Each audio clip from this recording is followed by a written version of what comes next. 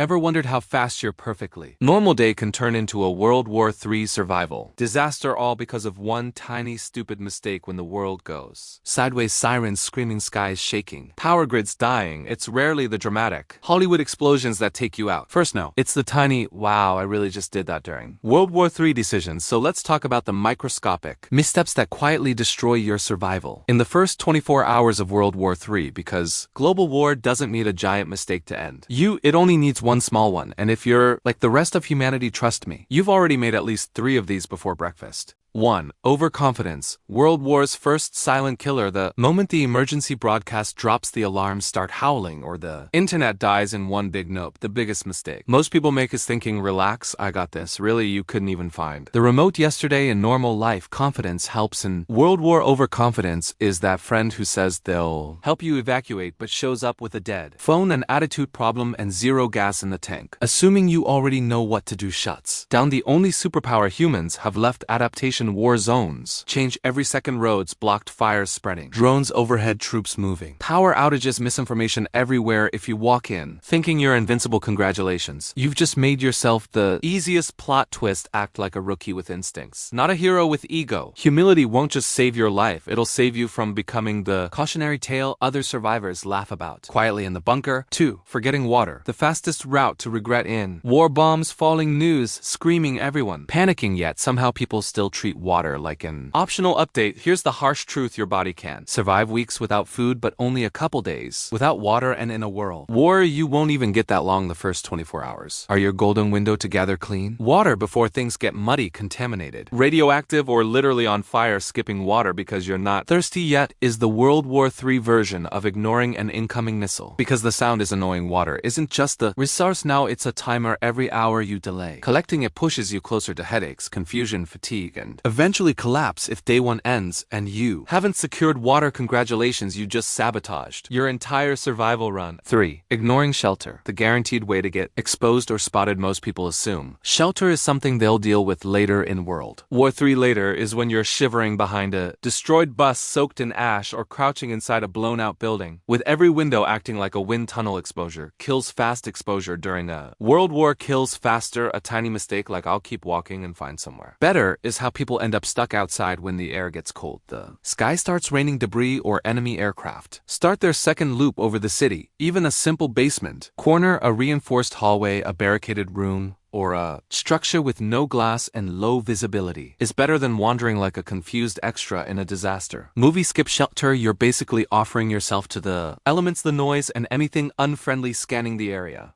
4. Wandering aimlessly. The beginner's death march of World War III. Disaster hits, and suddenly people start walking in random directions, like NPCs trying to load their pathfinding. Walking without a plan wastes calories, burns energy, exposes you to danger, and guarantees you'll step into a zone you really shouldn't be near. And guess what? Humans walk in circles even during global war. That's how people end up looping around the same destroyed street, thinking it's another similar area, when actually it's the 9th time they pass the same burned out car. Every step must have purpose. Find water, scout shelter, avoid danger zones, reach evac points, move away from noise, stop wandering, stop panicking, stop moving just to move in. World War III. Wasted energy is wasted life. 5. Forgetting to observe. Missing the obvious danger staring at you. Beginners enter a survival situation and instantly stop looking around like threats are taking a coffee break. In World War III, observation is everything. Hearing a distant drone, noticing fresh footprints, spotting a flicker of sniper glint, seeing smoke rising from a new direction, feeling the air pressure shift from nearby movement. Every rustle,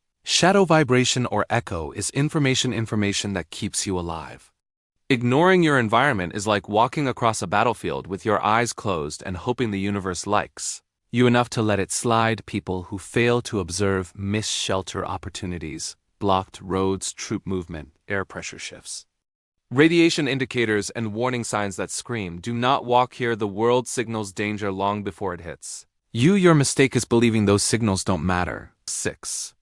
Not keeping track of time. The spiral into panic in World War III. Time becomes currency, and most people lose it immediately. Losing track of the hours makes you overestimate daylight, misjudge how long it takes to move through destroyed streets, and build shelter when it's already too dark to see your own hands. And once darkness hits, panic sits next to you and starts whispering your worst fears. You don't need a smartwatch. You need awareness, shadows, sun angle, noise level, air shifts, and wartime keeping controls. Energy, water intake, movement, and rest cycles lose track of time, and the world stops being predictable, which is the fastest route. To fear now, you're not just surviving World War III, you're doing accidental speedruns in the dark. 7. Underestimating the weather. Nature's most petty mood swing. As if global war wasn't enough, the weather wakes up like, hey, let me ruin your day too. Ignoring wind shifts, dropping temperature, or an incoming storm can turn an already chaotic situation into a full disaster package. Cold drains energy and morale, heat exhausts you until you start making stupid decisions.